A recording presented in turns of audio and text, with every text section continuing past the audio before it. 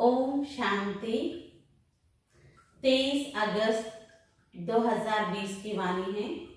आज अव्यक्त बाप दादा का रिवाइज मुरली है 10 मार्च 86 का। आज बाबा ने बेफिक्र बादशाह बनने की युक्तियां बताए। आज बाप दादा बेफिक्र बादशाहों की सभा देख रहे हैं। यह राज्य सभा सारे कल्प में विचित्र सभा है। बादशाह तो बहुत हुए हैं, लेकिन बेफिक्र बादशाह ये विचित्र सभा इस संगम पर ही होती है। यह बेफिक्र बादशाहों की सभा सत्युग की राज्य सभा से भी श्रेष्ठ है, क्योंकि वहां तो फिकर और फकुर दोनों के अंतर का ज्ञान इमर्ज नहीं रहता। फिकर शब्द का मालूम नहीं होता, लेकिन अभी जबकि सारी दुनिया कोई न कोई फिकर में है।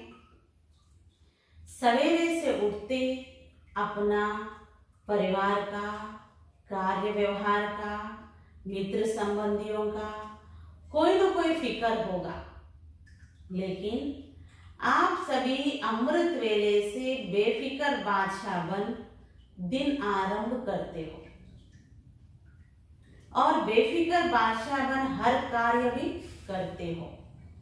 बेफिक्र बादशाह बन आराम की नींद भी करते हो, सुख की नींद, शांति की नींद करते हो। ऐसे बेफिक्र बादशाह बन गए। ऐसे बने हो या कोई फिक्र है? बाबा के ऊपर जिम्मेवारी दे दी तो बेफिक्र हो गए। अपने ऊपर जिम्मेवारी समझने से फिक्र होता है। जिम्मेवारी बाप की है और मैं निमित्त सेवाधारी हूं। मैं निमित्त कर्म योगी हूं। करावनहार बाप है, निमित्त करनहार मैं हूं। अगर यह स्मृति हर समय स्वतः ही रहती है तो सदा ही बेफिक्र बादशाह है। अगर गलती से भी किसी भी व्यक्त भाव का अपने ऊपर बोझ उठा लेते हो तो आज के बजाय फिक्र के अनेक टोकरे सिर पर आ जाते हैं। नहीं तो सदा लाइट के ताजदारी बेफिक्र बादशाह हो। बस बाप और मैं, तीसरा ना कोई। यह अनुभूति सहज ही बेफिक्र बादशाह बना देती है। तो ताजदारी हो या टोकरीदारी हो, टोकरा उठाना और ताज पहनना कितना फर्क हो गया है। एक ताजदारी सामने खड़ा करो और एक बोझ वाला, टोकरे वाला खड़ा करो तो क्या पसंद आएगा, ताज या टोकरा? अनेक जन्मों के अनेक बोझ के टोकरे तो बाबा आकर उतार कर हल्का बना देता है। तो बेफिक्र बादशाह अर्थात सदा डबल लाइट रहने वाले। जब तक बादशाह नहीं बने तब तक ये कर्मेंद्रियां भी अपने वश में नहीं रह सकती। राजा बनते हो तभी माया जीत, कर्मेंद्रियां जीत, प्रकृति जीत बनते हो। तो राज्य सभा में बैठे हो ना। परमात्मा दुआएं लेनी है तो आज्ञाकारी बनो। जैसे बाबा ने कहा ऐसे किया। बाबा का कहना और बच्चों का करना, इसको कहते हैं नंबर 1 आज्ञाकारी। बाबा के हर डायरेक्शन को, श्रीमत को यथार्थ समझकर पालन करना, इसको कहते हैं आज्ञाकारी बनना। श्रीमत में संकल्प मात्र भी मनमत व परमत मिक्स ना हो। बाबा की आज्ञा है मुझ एक को याद करो। अगर इस आज्ञा को पालन करते हैं तो आज्ञाकारी बच्चे को बाबा की दुआएं मिलती हैं और सब सहज हो जाता है।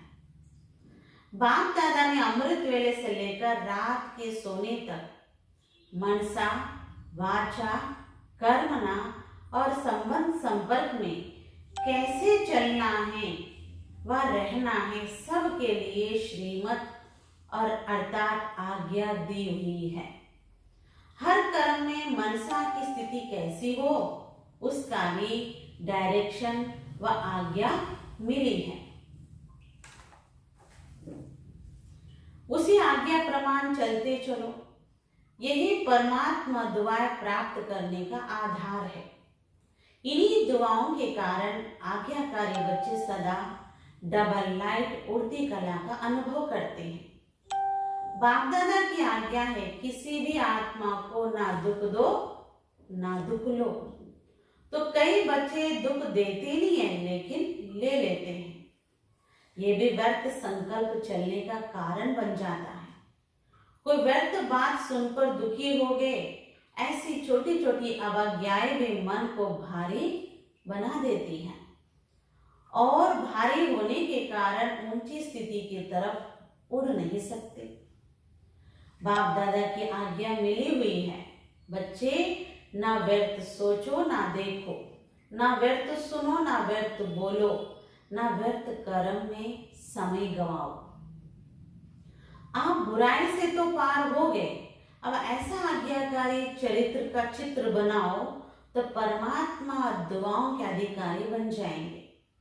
बाबा की आज्ञा है बच्चे, अमृत वेले विधि पूर्वक शक्तिशाली याद में रहो। हर कर्म योगी बनकर निमित्त भाव से निर्माण बनकर करो। ऐसी दृष्टि वृत्ति सबके लिए आज्ञा मिली हुई है। यदि उन आज्ञाओं का विधि पूर्वक पालन करते चलो तो सदा अतीन्द्रिय सुख व खुशी संपन्न शांति स्थिति अनुभव करते रहेंगे। बाबा की आज्ञा है बच्चे, तन मन धन और जन इन सबको बाबा की अमानत समझो। जो भी संकल्प करते हो वो पॉजिटिव हो, पॉजिटिव सोचो, शुभ भावना के संकल्प करो।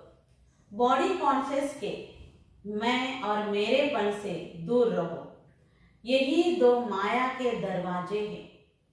संकल्प, समय और श्वास ब्राह्मण जीवन के अमूल्य खजाने हैं। इन्हें व्यर्थ नहीं गवाओ, जमा करो। समर्थ रहने का आधार है सदा और स्वतः आज्ञाकारी बनना। बाप दादा की मुख्य पहली आज्ञा है पवित्र बनो, कर्माजीत बनो, काम जीत बनो। इस आज्ञा को पालन करने में मेजॉरिटी पास हो जाते, लेकिन उनका दूसरा भाई क्रोध, उसमें कभी कभी आधा फेल हो जाते हैं। कई कहते हैं क्रोध नहीं किया, लेकिन थोड़ा रोब तो दिखाना ही पड़ता है। तो यह भी अवज्ञा हुई जो खुशी का अनुभव करने नहीं देगी। जो बच्चे अमृत वेले से रात तक सारे दिन की दिनचर्या के हर कर्म में आज्ञा प्रमाण चलते हैं, वे कभी मेहनत का अनुभव नहीं करते। उन्हें आज्ञाकारी बनने का विशेष फल बाबा के आशीर्वाद की अनुभूति होती है। उनका हर कर्म फलदायी हो जाते हैं। जो आज्ञाकारी बच्चे हैं वे सदा संतुष्टता का अनुभव करते हैं। उन्हें तीनों ही प्रकार की संतुष्टता स्वतः और सदा अनुभव होती है। पहली है वे स्वयं भी संतुष्ट रहते हैं। दूसरा, विधि पूर्वक कर्म करने के कारण सफलता रूपी फल की प्राप्ति से भी संतुष्ट रहते। तीसरा, संबंध संपर्क में भी उनसे सभी संतुष्ट रहते। तो आज्ञाकारी बच्चों का हर कर्म आज्ञा प्रमाण होने के कारण श्रेष्ठ होता है। इसलिए कोई भी कर्म बुद्धि व मन को विचलित नहीं करता। ठीक किया व नहीं किया ये संकल्प भी नहीं आ सकता। वे आज्ञा प्रमाण चलने के कारण सदा हल्के रहते, क्योंकि वे कर्म के बंधनवश कोई कर्म नहीं करते।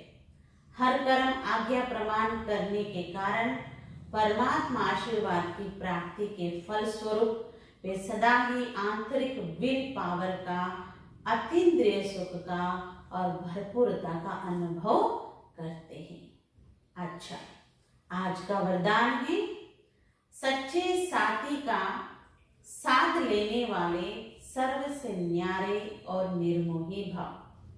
सच्चे साथी का साथ लेने वाले सर्व से न्यारे निर्मोही भाव। विस्तार से, रोज अमृत वेले सर्व संबंधों का सुख बाप दादा से लेकर औरों को दान करो। सर्व सुखों के अधिकारी बन औरों को भी बनाओ। कोई भी काम है उसमें साकार साथी याद ना आए, पहले बाबा की याद आए, क्योंकि सच्चा मित्र बाप है। सच्चे साथी का साथ लेंगे तो सहज ही सर्व से न्यारे और प्यारे बन जाएंगे।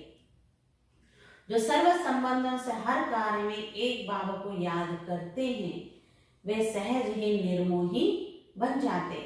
उनका किसी भी तरफ लगाव अर्थात झुकाव नहीं रहता, इसलिए माया से हार भी नहीं हो सकती है। स्लोगन, माया को देखने व जानने के लिए त्रिकालदर्शी और त्रिनेत्री बनो तब विजयी बनेंगे। माया को देखने व जानने के लिए त्रिकालदर्शी और त्रिनेत्री बनो तब विजयी बनेंगे। अच्छा, ओम शांति।